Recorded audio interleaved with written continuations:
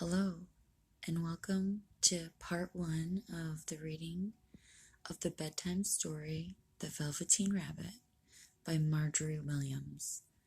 This is part one of 3 of the series, and I hope it helps you get ready to sleep.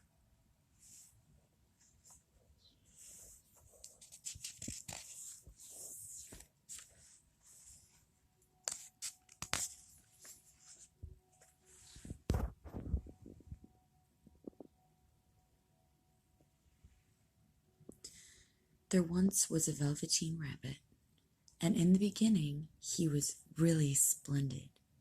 He was fat and bunchy, as a rabbit should be. His coat was spotted, brown and white. He had real thread whiskers, and his ears were lined with pink sateen. On Christmas morning, when he sat wedged in the top of the boy's stocking, with a sprig of holly between his paws, the effect was charming. There were other things in the stocking: nuts and oranges, and a toy engine, and a chocolate almonds, and a clockwork mouse. But the rabbit was quite the best of all. For at least 2 hours the boy loved him, and then aunts and uncles came to dinner, and there was a great rustling of tissue paper and unwrapping of parcels, and in the excitement of looking at all the new presents, the Velveteen Rabbit was forgotten.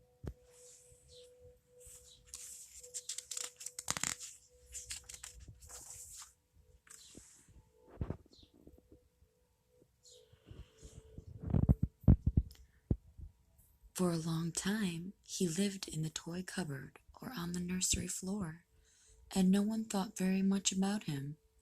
He was naturally shy, and being only made of velveteen, he was snubbed by some of the more expensive toys. The mechanical toys were very superior, and looked down upon everyone else. They were full of modern ideas and pretended they were real. The model boat, who had lived through 2 seasons and lost most of his paint, caught the tone from them and never missed an opportunity of referring to his rigging in technical terms. The rabbit could not claim to be a model of anything, for he didn't know that real rabbits existed. He thought they were all stuffed with sawdust like himself, and he understood that sawdust was quite out of date and should never be mentioned in modern circles.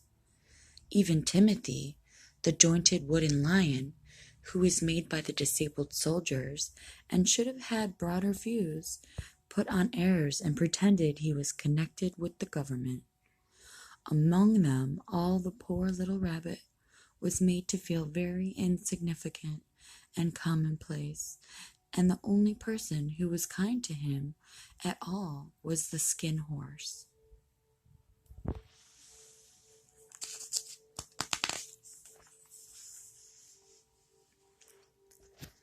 The Skin Horse had lived longer in the nursery than any of the others.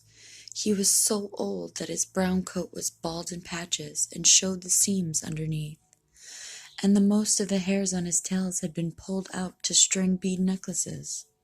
He was wise, for he had seen a long succession of mechanical toys arrive to boast and swagger, and by break their mainsprings and pass away, and he knew that they were only toys and would never turn into anything else. For nursery magic is very strange and wonderful, and only those playthings that are old and wise and experienced, like the Skin Horse, understand all about it. "What is real?"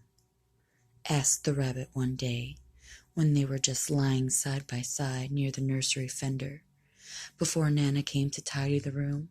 "Does it mean having things that buzz inside you, and a stick-out handle?" "Real isn't how you're made," said the Skin Horse.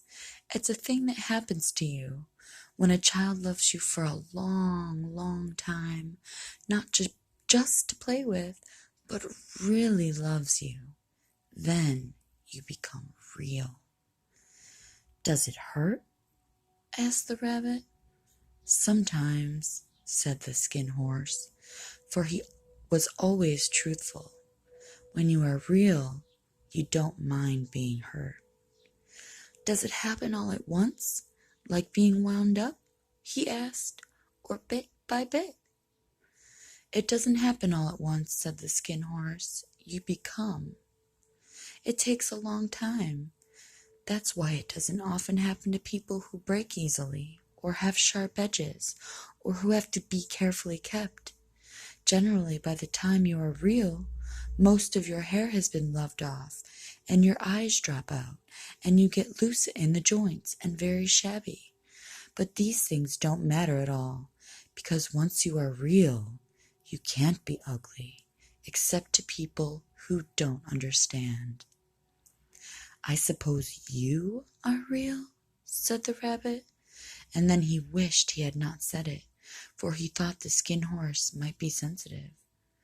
But the skin horse only smiled.